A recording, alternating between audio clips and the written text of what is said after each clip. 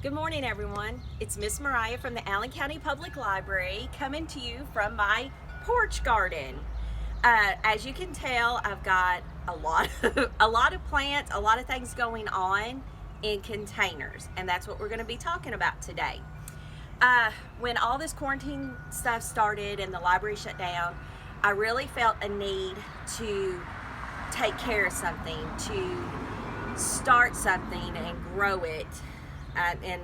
And I'm assuming a lot of you had the same feeling, just kind of a lost, I need to be doing something. So I went to a local market, bought several plants, I bought several containers, and this is what I came up with. First off, the first mistake I made, because this is new to me, some of my pots did not have proper drainage. They did not have holes in the bottom of the containers. So I started noticing these beautiful tomato plants I've got going on here.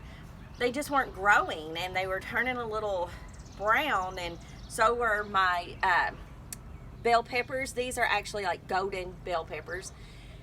Come to find out, they were waterlogged. So I spent one morning just going through and poking holes in all the containers, and the amount of water that came out was disgraceful. I should have known better. So I do now, and now you do. We are going to start with my basil. I love basil. I put basil in my scrambled eggs. So I thought, well, I'm going to grow some. Okay, again, being new to all of this, there were things I did not know about basil. You need to prune it back. It does not need to be this tall. It actually needs to be a little bushier. So this little thing up here at the top, these little flowers, this is actually called bolting. We do not want that. So what I'm going to do, and this is called deadheading. For all you deadheads out there, this is deadheading. What I'm going to do is just right below it, clip it off. It's gone. And it's not really good for cooking or anything, so just clip it off. You might be able to salvage a leaf or two, but I wouldn't worry about it. So now I've got this basil bush, but I want it bushier. So in order to do that, check it every 1 to 2 weeks and trim it down to the last set of leaves. So let's see. Right about here. I'm going to clip it. Got my bowl because I do not want to waste it. I definitely want to use that in my scrambled eggs and some of the Italian dishes that my daughter and I like to eat together. So I'm going to clip it, and the bushier the better it's going to grow, the better your basil, even right here. And they say also, just like every single stem that you have growing out, trim it to the last set of leaves. And it is also possible to start a new plant from this right here. All right, so we're gonna move on. Let's leave the tomatoes till last. We're gonna move over here to my elephant ears.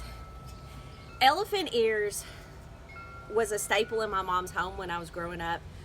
There's a picture of me about 6 years old, and there's an elephant ear taller than I was. But what I found out is sometimes they're a little particular. Like right here, you see the leaf is turning a little yellow and has some white spots.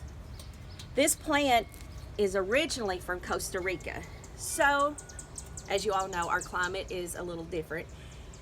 When I bought these, it said full sunlight. I'm finding out these don't particularly like full sunlight and a whole lot of water. So what I'm gonna do after we get done filming, I'm actually gonna move them to the covered part of my porch. And also, when you start seeing leaves turning, check your plant, because right here, coming out of the stalk, is a little baby elephant ear. And in the circle of life, one leaf dies so another can be born.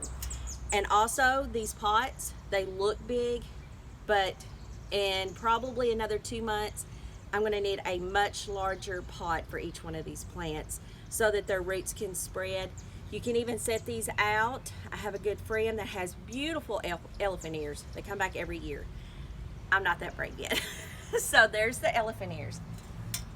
I've got cherry tomatoes, and what I did was I went to the dollar store and I got just these little set of garden trim or metal thingies put in there. They're growing up. I am super excited. I've got a lot of yellow buds, which means I should be getting some tomatoes. Moving on, I've got my sage. It's not necessarily the bushy kind of sage, which one day I will have. So this, I just come through, and if I need some, I just pull a leaf off. Smells wonderful. Smells like Thanksgiving. I've got, like I said, my bell plants. This one, I'm not certain. Miss Amanda at the library gave me, well, I bought from her stand a watermelon and a cantaloupe. One of the vines died. This one did not. I'm thinking this is cantaloupe. Fingers crossed. Again, Miss Amanda also gave me she just reached in and tore off a piece of her rosemary bush because mine actually died. And this one is doing well. I was worried. All I did was plopped it in the soil, and there we go. We are ready. And again, I think you're starting to see a theme here. Some of this stuff come from really good friends. This, another good friend of mine said, hey, I have a lot of mint. Do you girls want some mint? So, and that you can tell it's a different breed of mint than what I already had going. Here's my peppermint.